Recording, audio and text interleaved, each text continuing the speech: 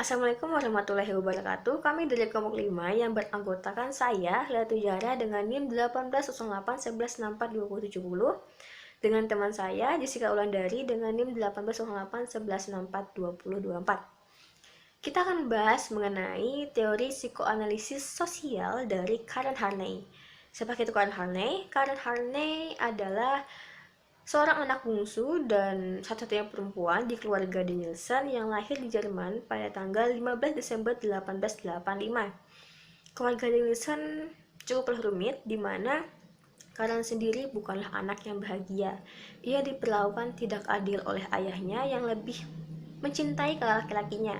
Akan tapi ia memiliki ibunya dan merasa dekat dengan ibunya yang selalu menjaga dari perlakuan ayahnya yang keras. Pada usia 13 tahun, Harney memutuskan untuk menjadi seorang dokter dan melawan keinginan ayahnya agar ia mengurus rumah. Pada tahun 1906, Harney memasuki sekolah kedokteran dan menjadi perempuan pertama di Jerman yang belajar mengenai obat-obatan. Kemudian ia menikahi seorang pria bernama Oscar Harney, dan selagi menunggu gelar doktoralnya untuk profesi dokter, ia mengambil spesialis psikiatri dan banyak membahas tulisan-tulisan Freudian yang saat itu tengah berkembang. Kemudian Harney membuat tulisan-tulisan mengenai psikoanalisis yang mencerminkan pandangan Freud. Akan tetapi tulisan-tulisan ini kemudian banyak membahas mengenai ketidaksetujuannya dari psikoanalis ortodoks. Kemudian lama-kelamaan ia akhirnya membuat karya teoritis di mana ia berpendapat bahwa kondisi lingkungan dan sosial lah daripada dorongan insting yang dikatakan oleh Freud lebih menentukan kepribadian dan merupakan penyebab dari gangguan neurosis. Nah, karena ketidaksepahamannya dengan psikoanalisis ortodoks, ia membuat teori revisi yang merefleksikan pengalaman-pengalaman pribadinya, baik klinis maupun yang bukan. Harney memiliki kritikan terhadap teori-teori Freud, yang mana ia berpendapat tentang gagasan Freud mengenai psikologi feminin. Dan ia menyatakan bahwa daripada teori insting, ia menitikberatkan bahwa pengaruh kultur sangat penting dalam membentuk kepribadian. Menurutnya, manusia itu tidak hanya mencari kesenangan saja, yang mana dikatakan oleh Freud bahwa manusia itu termotivasi untuk mencari kesenangan.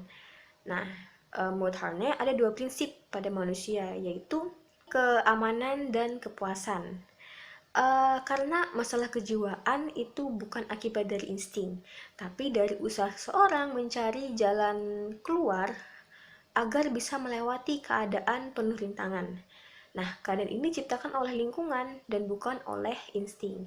Selain itu, Harney juga menyatakan bahwa pengaruh kultur adalah basic utama dalam perkembangan kepribadian neurotik dan kepribadian normal. Seperti kita bisa lihat di masyarakat adanya kontradiksi-kontradiksi hasil dari pengaruh kultur, yang mana hal ini menyediakan konflik intrasikis dan mengakibatkan gangguan kesehatan mental manusia. Contohnya, manusia diajarkan mengenai kultur untuk kerendahan hati dan keramahan, tetapi di masyarakat sikap lain di masyarakat adalah sikap agresivitas dan hasrat ingin menang. Nah, lalu hal lainnya adalah manusia bisa bertindak bebas dan melakukan apa yang diinginkannya.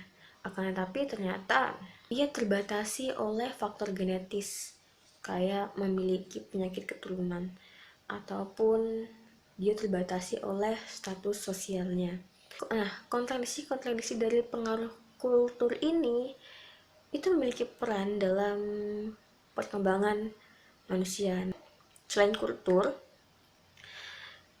Harney juga menekankan pada pentingnya pengalaman masa kanak-kanak. Nah, di sini Harney setuju pada Freud bahwa trauma masa kanak-kanak itu punya peranan penting dalam membentuk kepribadian. Tapi di sini Harney lebih menitik beratkan pada dorongan sosial dibandingkan dorongan biologis. Sebagian besar masalah yang timbul pada masa kanak-kanak itu bisa dilihat dari kurangnya mendapat kasih sayang, terutama dari orang tuanya.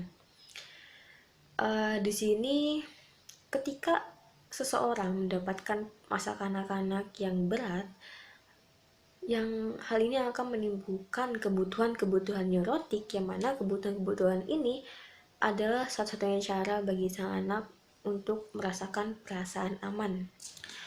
Keseluruhan pada peristiwa di masa kanak-kanak itu akan membentuk struktur karakter tertentu yang keseluruhan pengalaman pada masa kanak-kanak itu akan membentuk perkembangannya.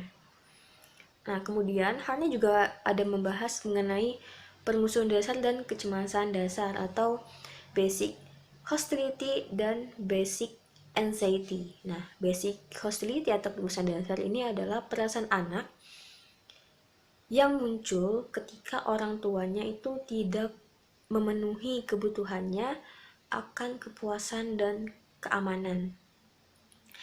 Nah, rasa permusuhan dasar anak ini itu jarang diekspresikan. Mereka cenderung menekan perasaan ini.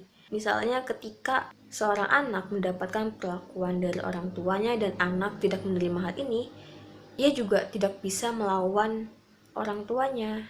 Nah, rasa permusuhan yang ditekan ini itu menghadirkan rasa cemas dan tidak aman pada sang anak. Nah, keadaan ini itu disebut sebagai kecemasan dasar. Nah, kecemasan dasar ini merupakan perasaan terisolasi, tidak berdaya, dan terancam pada dunia yang tidak ramah. Begitu. Nah, akan tetapi kecemasan dasar ini bukanlah merupakan neurosis. Hanya saja adalah wadah atau lahan subur tempat berkembangnya neurosis. Kecemasan dasar ini terjadi secara terus-menerus dan sulit dihentikan dan mempengaruhi seseorang ketika berhadapan dengan orang lain. Juga mengarah pada cara-cara yang tidak sehat ketika ia berhubungan dengan orang lain. Nah, Harney memiliki beberapa cara mempertahankan diri dari perasaan sendirian atau kecemasan dasar ini. Yang pertama itu ada kasih sayang. Kedua ada kepatuhan, dimana dia patuh pada orang lain agar ia mendapatkan kasih sayang. Dan yang ketiga ada kekuasaan, dimana dia berusaha mendominasi orang lain atau berusaha untuk merendahkan orang lain dan memiliki kepemilikan yang kuat sehingga tidak mau berbagi dengan orang lain. Terus yang keempat adalah menarik diri, yang mana ia berusaha menarik diri dari orang lain. Semua orang menggunakan beragam cara pertahanan diri untuk melindungi diri mereka dari permusuhan, penolakan, dan kompetisi dengan orang lain. Ketika orang-orang normal menggunakan bervariasi cara dalam tindakan mereka mempertahankan diri dengan baik, maka orang-orang neurosis ini cenderung berulang kali menggunakan langkah yang sama dan tidak produktif. Nah, menurut Harney, orang-orang neurosis ini tidak bisa mengubah tingkah laku mereka atas kemauan mereka sendiri, karena mereka harus menggunakan cara ini berulang kali dan terus-menerus untuk menjaga diri mereka dari kecemasan dasar.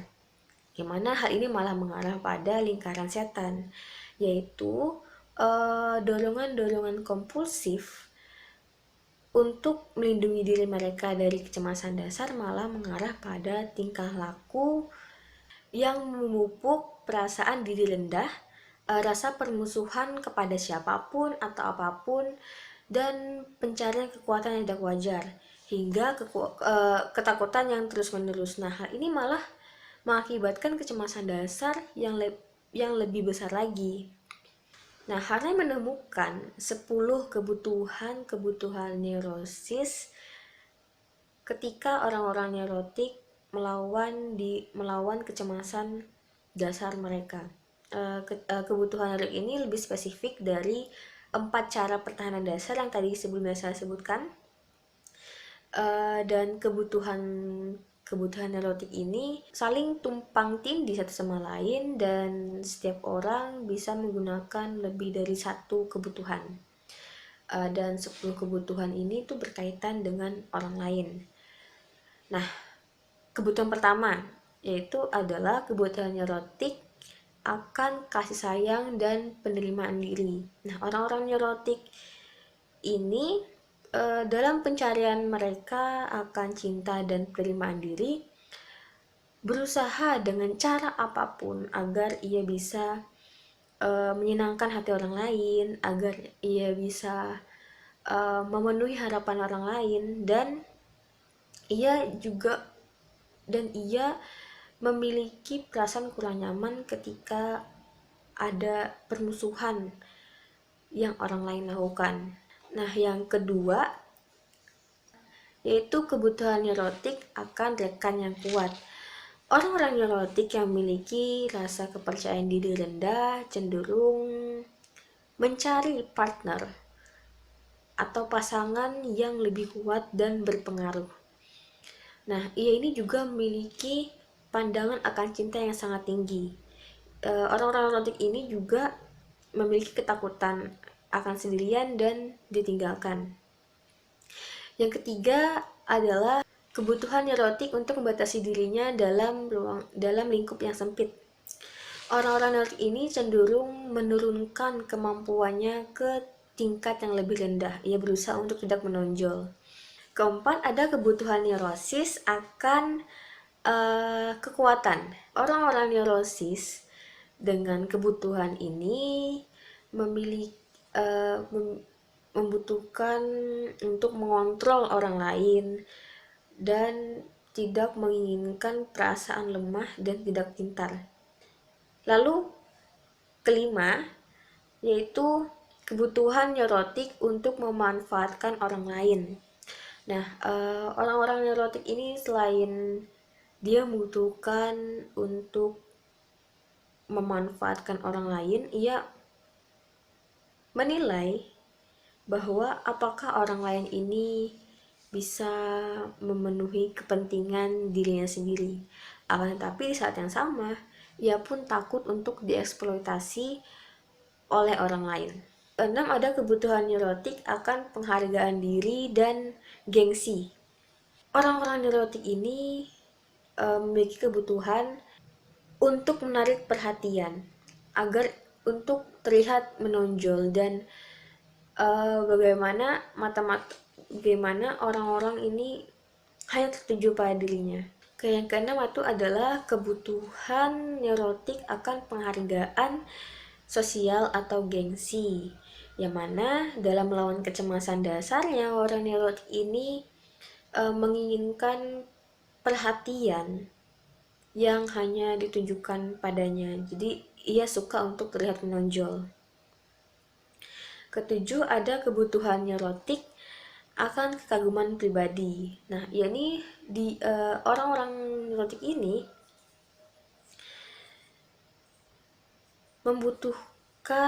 memiliki harga diri yang tinggi yang harus diberi makan dengan kekaguman dan penerimaan diri dari orang lain. Jadi bisa dikatakan bahwa ia memiliki kebutuhan untuk dikagumi oleh orang lain. Yang kedelapan, ada kebutuhan neurotik akan ambisi dan pencapaian pribadi. Nah, orang-orang neurotik ini berusaha semaksimal mungkin untuk menjadi yang terbaik. Entah menjadi mahasiswa terbaik, menjadi atlet terbaik, atau menjadi kekasih terbaik. Pokoknya dia menginginkan untuk yang terbaik. Dan mereka harus mengalahkan orang lain untuk membuktikan diri mereka, untuk membuktikan keunggulan mereka. Nah, ke-9 yaitu ada kebutuhan neurotik akan kemandirian dan kebebasan. Nah, ini kebutuhan yang kuat bagi orang neurotik untuk menjauh dari orang lain. Dia beranggapan bahwa ia bisa bertahan hidup tanpa orang lain. Terakhir yang ke-10 yaitu adalah kebutuhan neurotik akan kesempurnaan dan ketidakmampuan dan ketidakmungkinan, yang mana mereka takut dalam membuat kesalahan atau memiliki kekurangan pribadi. Dalam melakukan sesuatu, mereka akan berusaha semaksimal mungkin untuk mendapatkan hasil yang perfect, dan mereka memiliki kecenderungan untuk menyembunyikan kelemahan mereka. Nah, melihat 10 kebutuhan neurotik ini, Harney kemudian mengelompokkan menjadi 3 sikap dasar yang disebut dengan kecenderungan neurotik. Pertama ada mendekati orang lain, kedua menjauhi orang lain, dan ketiga melawan orang lain. Walaupun kecenderungan neurotik ini adalah salah satu dari teori Harney mengenai neurosis, tetapi kecenderungan ini juga berlaku pada orang-orang normal. Hanya saja pastinya ada perbedaan sikap antara orang-orang normal dan orang-orang neurotik. Pertama, orang-orang normal sadar akan langkah atau strategi yang mereka ambil, sedangkan orang-orang neurotik disadar akan sikap yang mereka ambil. Kemudian, orang-orang normal memiliki konflik yang ringan, sedangkan orang-orang neurotik memiliki konflik yang berat dan sulit diatasi. Lalu, orang-orang normal memiliki kebebasan untuk memilih satu dari beragam cara strategi pertahanan diri, tetapi orang-orang neurosis terbatas hanya pada satu kecenderungan strategi pertahanan diri. Nah,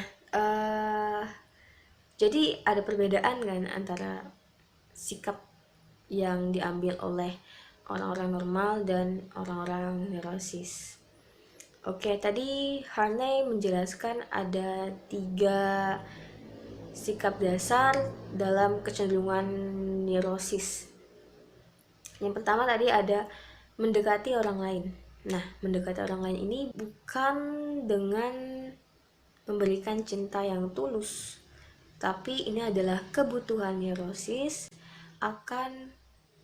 karena perasaan tidak berdayanya. Kebutuhan-kebutuhan neurotik ini yaitu kebutuhan kasih sayang atau penerimaan diri dan kebutuhan akan pasangan yang kuat. Harney menyatakan bahwa kalau kebutuhan ini tuh disebut ketergantungan yang tidak wajar. Orang-orang yang mengadopsi kecenderungan neurotik ini cenderung akan memandang tinggi orang lain, seperti ia bersedia untuk mementingkan orang lain dibandingkan dirinya sendiri. Ia bersedia memandang orang lain itu lebih pintar dibandingkan dirinya sendiri, dan menilai tinggi diri orang lain atau lebih menarik.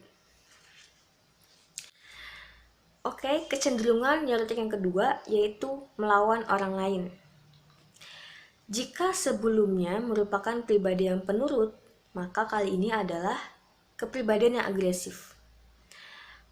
Orang-orang dengan kepribadian agresif cenderung mengadopsi konsep teori ini, yaitu melawan orang lain. Orang-orang agresif cenderung memiliki keinginan melawan orang lain dengan tampilan yang kuat dan kejam, dan mereka jarang mau mengakui kesalahan mereka dan ingin selalu tampil sempurna, kuat, dan unggul. Kebutuhan-kebutuhan neurotik untuk tipe ini yaitu kebutuhan akan kekuasaan, memanfaatkan orang lain, penghargaan diri, dan gengsi, dikagumi, dan mencapai sesuatu. Sama seperti tipe sebelumnya, kedua tipe ini itu membutuhkan orang lain, yang mana jika orang-orang penurut itu membutuhkan orang lain untuk menghilangkan perasaan ketidakberdayaan mereka. Nah, orang-orang agresif cenderung menjadikan orang lain sebagai perlindungan terhadap rasa permusuhan yang nyata atau imajiner. Kemudian untuk materi selanjutnya, cara yang dapat dilakukan yaitu menjauhi orang lain. Nah, di sini orang yang melakukan hal tersebut itu biasanya mereka ini memisahkan diri dari orang lain agar mereka ini dapat mengatasi konflik dasar terisolasi. Di sini sebenarnya kalau menurut si Harney ini, cara ini dilakukan sebenarnya itu untuk mengekspresikan kebutuhan akan kesendirian, kebebasan, dan kemudian kemandirian. Nah, kebutuhan ini kalau menurut si Harney itu sebenarnya hal yang seperti itu mengarah pada tingkah laku yang positif. Nah, jika individu yang melakukan hal tersebut itu melakukannya dengan cara yang benar dan sehat. Nah, tapi hal tersebut akan menjadi negatif, bahkan menuju ke arah yang neurotik ketika hal tersebut terjadi secara berlebihan ataupun terus-menerus. Ada di saat dimana orang tersebut itu, mereka itu menjauhkan diri dari orang lain itu secara berlebihan. Jadi seperti itu. Kemudian di sini Harney juga mengatakan bahwa orang yang mengalami neurotik ini, mereka tuh cenderung tidak bisa dikritik. Jadi seperti itu. Untuk selanjutnya ini, Harney ini juga membahas tentang konflik intrasikis. Nah, konflik intrasikis itu apa sih? Jadi, konflik intrasikis itu merupakan konflik ataupun permasalahan dan pertentangan yang terjadi di dalam seorang individu. Nah, jadi adanya pertentangan yang terjadi dalam diri individu ini, kalau menurut si Harney itu, dia muncul karena adanya pengalaman interpersonal yang pernah dialami oleh individu tersebut. Nah, jadi si Harney ini seiring dengan perkembangan teorinya dia juga mengatakan bahwa atau memberikan perhatiannya lebih pada konflik-konflik yang terdapat di dalam diri individu. Dan dia juga mengatakan bahwa siapa saja bisa mengalami konflik intrasikis ini. Jadi baik dia itu individu yang sehat maupun individu yang mengalami neurotik. Jadi siapa saja bisa mengalaminya. Jadi tergantung lagi ke individunya masing-masing. Nah, si Harney sendiri di sini dia itu mengungkapkan bahwa ada 4 macam konsep diri. Yang pertama itu ada diri rendah, diri nyata, diri ideal, dan diri aktual. Nah, untuk yang pertama itu ada diri rendah. Di sini diri rendah itu merupakan bagaimana seorang individu memiliki konsep yang salah mengenai kemampuannya. Maksudnya gimana sih? Sebenarnya di sini Harney ini ingin mengatakan bahwa individu yang mengalami ataupun merasakan diri rendah itu biasanya mereka itu tidak percaya dengan kemampuan yang mereka miliki. Bahkan mereka itu juga sangat salah memandang diri mereka sendiri dan tidak mempunyai konsep diri yang baik. Karena itu tadi, karena ya mereka tidak bisa mengenali, tidak memiliki pemahaman dirinya sendiri. Jadi ya mereka selalu memandang rendah diri mereka sendiri. Nah, yang kedua itu adalah diri nyata. Diri nyata di sini merupakan pandangan subjektif tentang bagaimana diri yang sebenarnya dan potensi yang dimiliki. Yang perlu digarisbawahi di sini itu adalah kata sebenarnya. Jadi sebenarnya itu dia itu merujuk pada fakta ataupun kenyataan yang ada. Jadi ini loh individu yang sebenarnya, saya seperti ini loh, ini yang potensi ataupun kemampuan yang saya miliki itu seperti ini. Jadi itu yang coba untuk individu ini sampaikan kepada orang lain, dan adanya semacam upaya untuk menunjukkan ataupun mengekspresikan itu untuk orang lain. Nah, jadi begitu. Kemudian yang ketiga adalah diri ideal. Nah, di diri ideal ini, dia ini merupakan pandangan subjektif tentang bagaimana diri yang seharusnya dan merupakan usaha untuk jadi sempurna. Jadi di sini yang perlu digarisbawahi itu adalah kata seharusnya. Nah, seharusnya di sini merujuk pada apa ya, pada suatu hal yang diharapkan ataupun hal yang sangat diinginkan. Nah, maka dikatakan bahwa di diri ideal ini orang ini sangat menginginkan hal yang sangat dia idealkan. Jadi dia mengharapkan suatu hal yang sebenarnya padahal saat itu belum tentu bisa untuk dia capai. Dia orang yang selalu seperti ini tuh cenderung ingin selalu mencapai kesempurnaan. Nah, jadi apa-apa itu seharusnya saya seperti ini loh, seharusnya bisa seperti ini loh, apa-apa dia selalu ingin menjadi sempurna, padahal belum tentu hal tersebut sesuai dengan kenyataannya dan belum tentu hal tersebut bisa untuk digapai oleh individu tersebut. Seperti itu. Kemudian yang keempat itu ada diri aktual.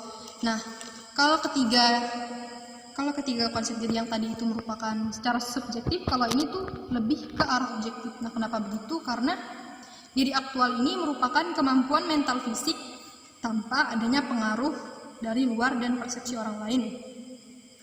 Ini sama dengan diri nyata. Memang ini berdasarkan kenyataan yang ada, tetapi di sini dia lebih ke mengarah kepada kemampuan mental fisik yang dimiliki oleh individu tersebut.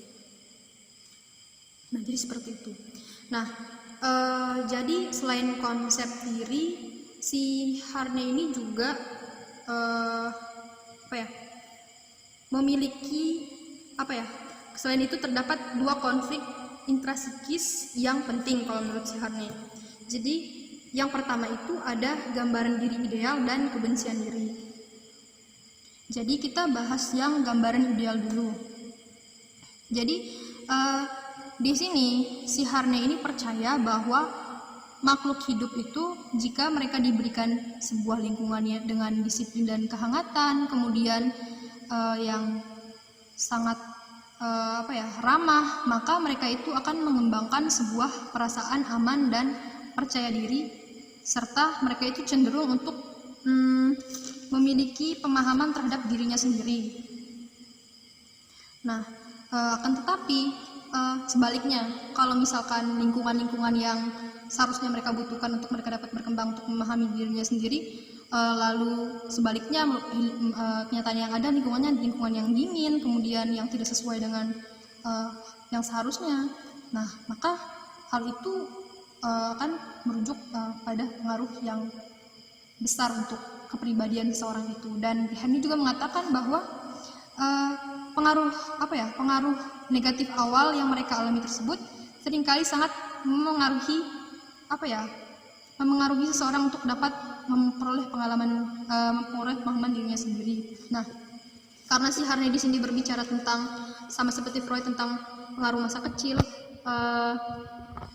si Harney ini mengatakan bahwa pengaruh masa kecil itu sangat berperan penting dalam membentuk kepribadian seorang. Maka dia mengatakan bahwa biasanya kalau misalkan dari masa kecil seorang itu sudah mendapat lingkungan yang tidak sehat dan lain sebagainya, maka hal tersebut pun yang akan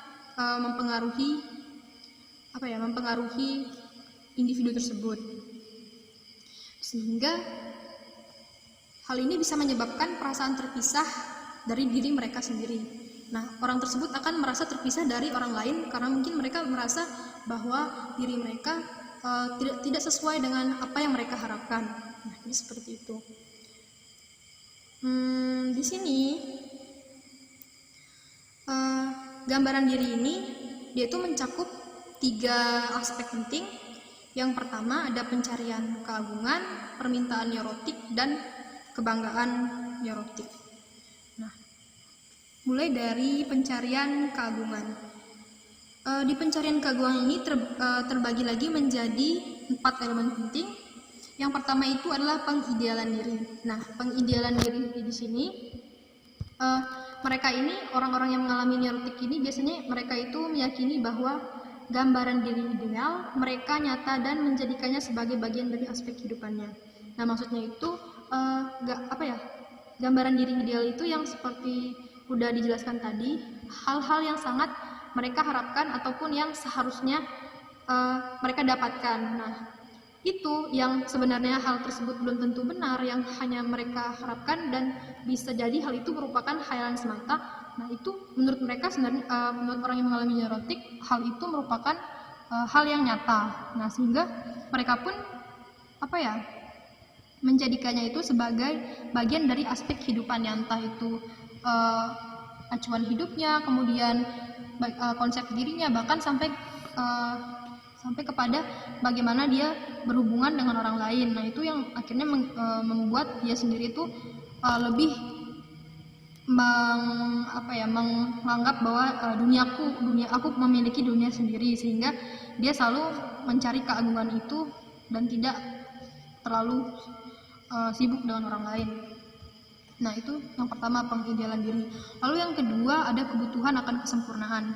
Nah, di sini kebutuhan akan kesempurnaan ini merupakan dorongan untuk menggabungkan keseluruhan kepribadian ke dalam diri ideal. Nah, jadi di sini orang-orang yang mengalami kebutuhan akan kesempurnaan ini, mereka tidak pernah puas dengan perubahan yang kecil. Jadi mereka itu maunya mereka itu perubahan secara total, perubahan menyeluruh, dan harus perfect. Semua yang mereka lakukan itu harus perfect. Jadi kalaupun misalnya hal tersebut sudah dikatakan sempurna, misalnya sudah bagus menurut orang lain, tapi menurut mereka belum, karena mereka tidak menyukai perubahan yang secara kecil, tetapi mereka menyukai perubahan yang menyeluruh. Lalu yang ketiga adalah ambisi neurotik. Nah, ambisi neurotik di sini itu merupakan dorongan yang terus-menerus muncul untuk meraih keunggulan. Di sini mereka ini cenderung untuk ingin selalu menjadi yang pertama, ingin menjadi yang terunggul ataupun ingin menjadi yang terdepan. Jadi seperti itu. Kemudian yang keempat itu dorongan untuk balas dendam. Nah, di sini itu merupakan keinginan mengungguli dan sukses dengan cara menjatuhkan orang lain. Nah, mereka di sini ingin unggul, ingin memimpin, ingin menjadi yang paling mulia. Tapi di sini motif mereka adalah untuk menjatuhkan orang lain ataupun untuk merugikan orang lain, membuat orang lain malu ataupun membuat orang lain tersiksa ataupun tersakiti. Nah, jadi seperti itu. Kemudian tadi itu setelah pencarian keagungan, ada lagi yang namanya permintaan neurotik. Nah, di sini permintaan neurotik ini merupakan mereka yang mengalami biasanya sangat meyakini bahwa segala yang di luar diri mereka merupakan hal yang salah. Nah, jadi mereka menganggap bahwa hal-hal yang di luar dirinya mereka, di luar pemikiran mereka itu adalah hal yang keliru, bahkan mereka cenderung mengatakan bahwa hal tersebut adalah hal yang salah. Nah, di sini itu mereka beranggapan bahwa diri mereka khusus dan harus diperlakukan spesial sesuai diri ideal mereka sendiri. Dan orang yang neurotik juga membangun dunia imajinasi yang bertolak belakang dengan kenyataan yang ada. Nah, jadi mereka itu beranggapan bahwa diri mereka itu adalah khusus. Jadi kalau misalkan orang lain tidak menganggap hal tersebut sepemikiran dengan mereka akan merasa sedih ataupun kecewa. Dan di sini si Harney ini mengatakan bahwa ada keinginan normal dan permintaan neurotik. Ada perbedaan di antara keinginan normal dan permintaan neurotik.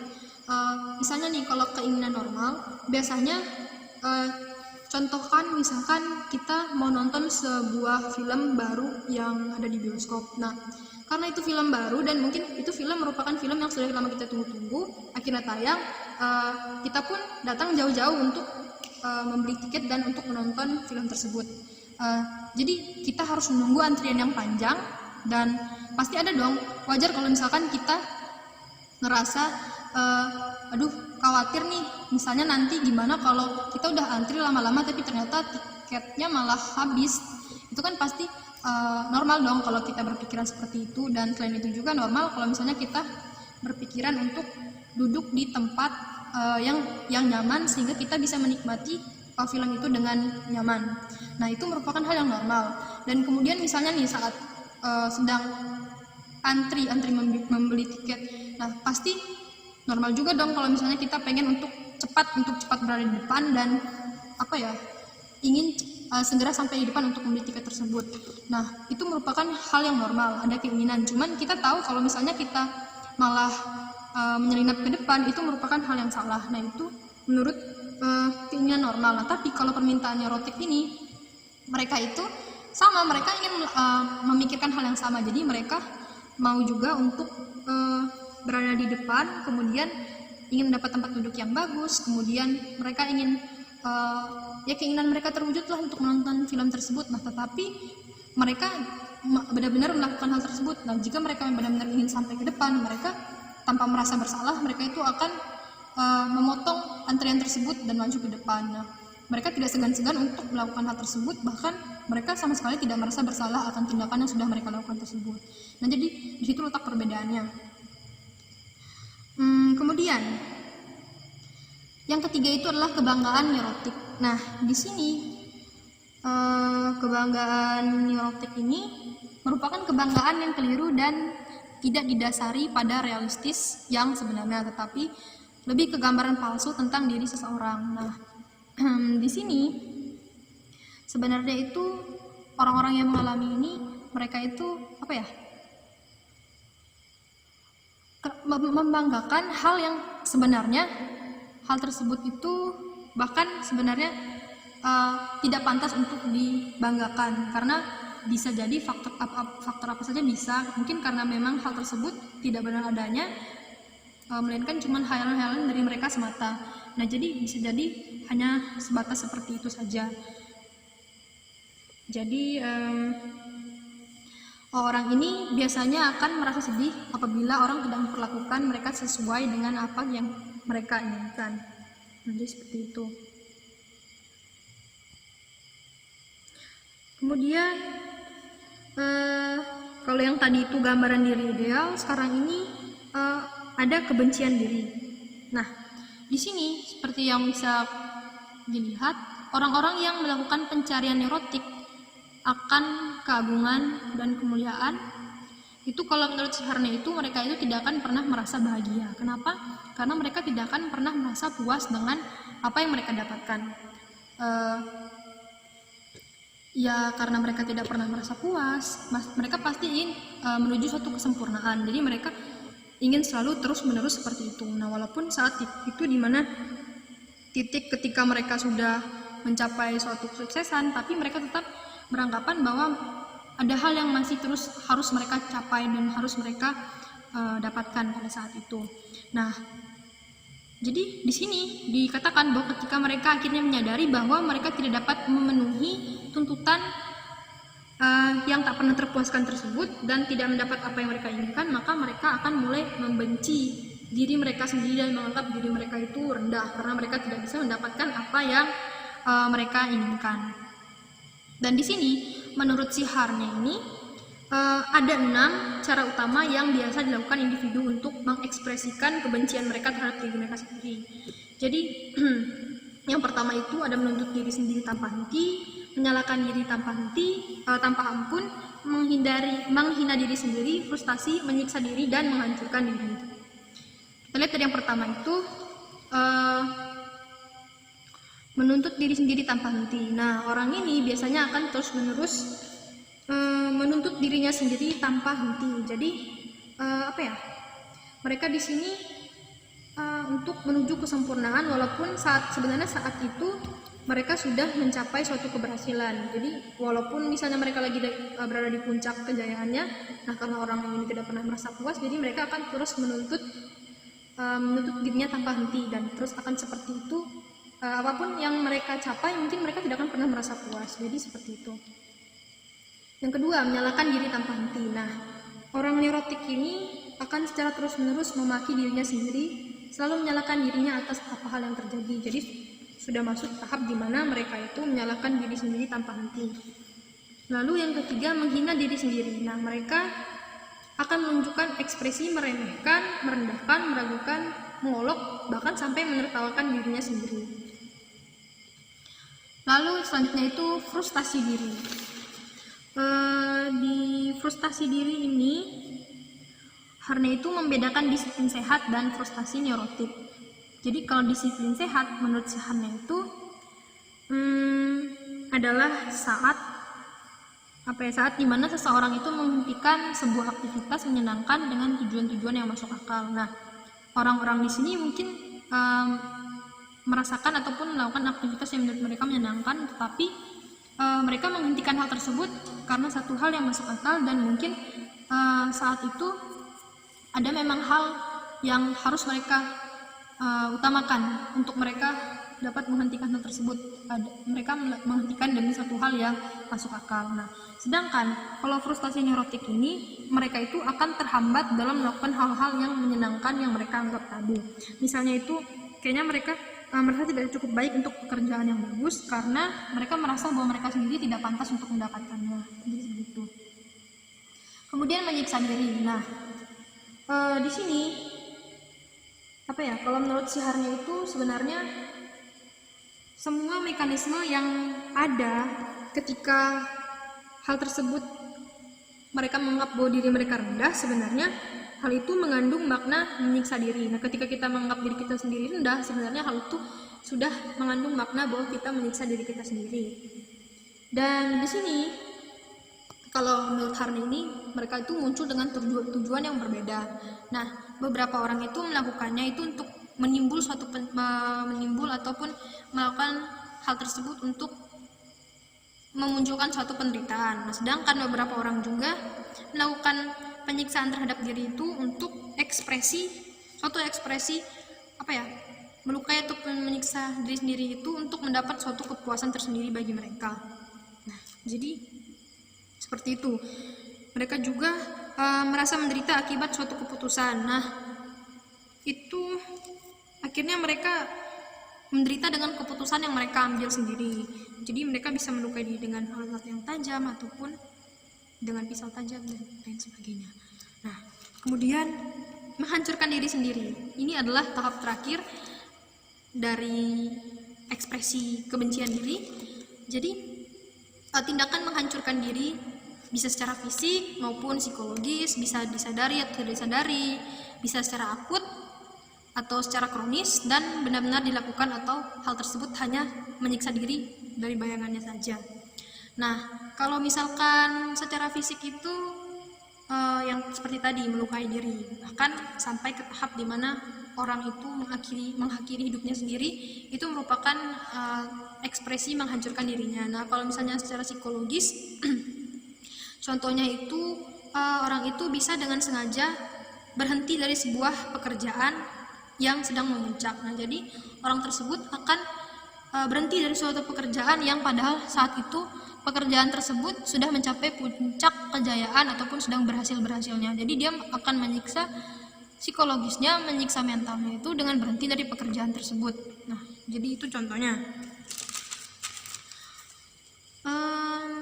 Lalu selanjutnya ada yang namanya psikologi feminim.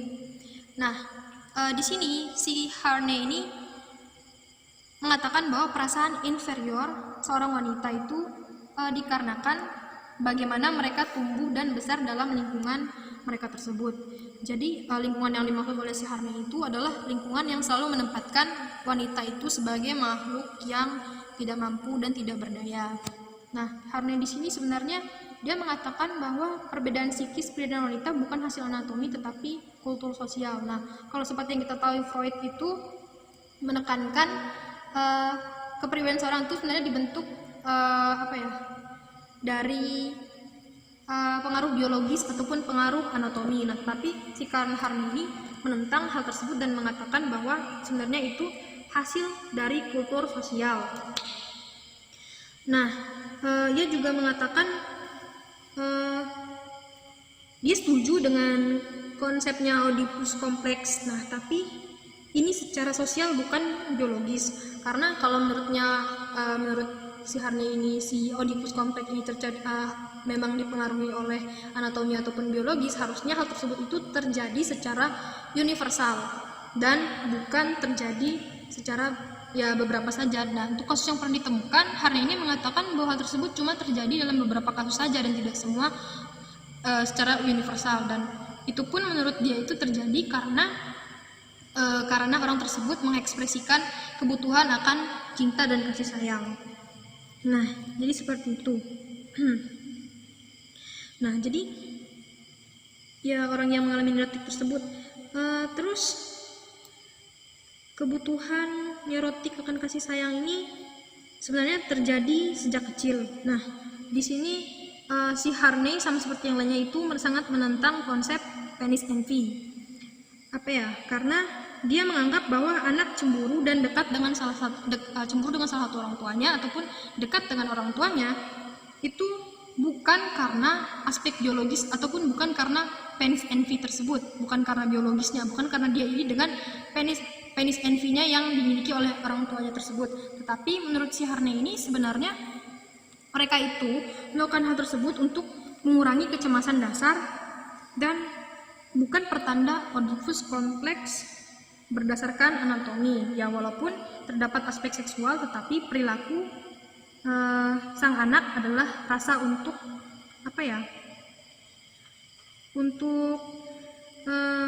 lebih ke mengurangi rasa cemas dan bukan untuk seksual, bukan untuk melakukan hubungan seksual. Nah, jadi si Harney ini juga setuju dengan konsepnya si Adler bahwa adanya maskulin protect. Nah, di sini kan konsepnya itu dia mengatakan bahwa tidak masuk akal kalau laki-laki itu selalu lebih unggul daripada seorang wanita. Nah, tersebut yang akhirnya menimbulkan si Harney juga mengungkapkan macam-macam teori seperti ini. Nah, selanjutnya adalah psikoterapi. Jadi si Harney ini tujuan utama terapinya adalah membantu pasien berkembang secara bertahap menuju realisasi dirinya yang sebenarnya. Jadi dia di sini lebih mengurangi orang-orang neurotik ini untuk selalu mengutamakan diri ideal mereka. Jadi dia akan membantu pasien untuk berkembang secara bertahap menuju realisasinya. Nah, kemudian selain itu dia juga bertujuan untuk mengubah kebencian diri menjadi penerimaan diri yang sebenarnya. Nah, untuk tekniknya ini sama seperti yang dimiliki oleh Freud, ada teknik asosiasi mimpi. Mimpi merupakan sebuah usaha untuk mengatasi konflik, tetapi solusi yang diperoleh dapat berupa solusi neurotik maupun yang sehat. Mereka diminta untuk mengatakan semua hal yang muncul di pikiran mereka. Nah, terapinya itu apa yang sedang mereka pikirkan saat itu. Jadi si Harney ini menyuruh mereka untuk mengekspresikan ataupun menyampaikan apa yang mereka pikirkan saat itu juga. Nah, baik itu hal yang bersifat memalukan ataupun yang bersifat pribadi sekalipun, ya menurut Harney itu harus diekspresikan ataupun dikatakan. Nah, untuk asosiasi bebas ini mereka mengungkapkan gambaran diri ideal pasien secara bertahap untuk membangun rasa percaya diri seorang pasien tersebut. Kemudian di sini penelitian terkait. Nah, teori psikoanalisis Harney ini katanya itu memang tidak secara langsung menginspirasi peneliti-peneliti di psikologi di era modern. Tetapi kalau kata mereka itu pemikiran tentang kecenderungan neurotik ini itu relevan dengan banyak penelitian tentang neurotisme yang dilakukan masa kini. Selanjutnya, dorongan neurotik untuk menghindari hal-hal negatif. Nah, menurut si Harney ini, orang-orang yang mengalami neurotik akan secara terus-menerus melindungi diri mereka dari kecemasan dasar dan strategi mempertahankan diri. Ya, mereka mempunyai strategi mempertahankan diri. Tetapi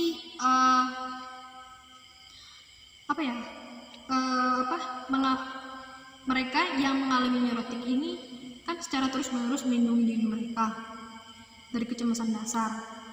Nah, sebenarnya hal itu kenapa bisa dikatakan untuk menghindari hal yang negatif? Karena memang pada saat itu mereka menghindari hal yang negatif untuk mengurangi kecemasan dasarnya. Mereka ingin merujuk kepada hal yang positif untuk menghindari hal tersebut. Nah, tetapi sebenarnya strategi mempertahankan diri ini yang malah membuat mereka terperangkap dalam siklus yang negatif. Karena hal tersebut tadi sudah berlebihan dan lain sebagainya macamnya, mereka sudah kehilangan konsep diri, pemahaman terhadap dirinya sendiri. Nah, itu yang akhirnya menyebabkan menjadi siklus yang negatif. Terus, mungkinkah neurotisme merupakan hal yang baik?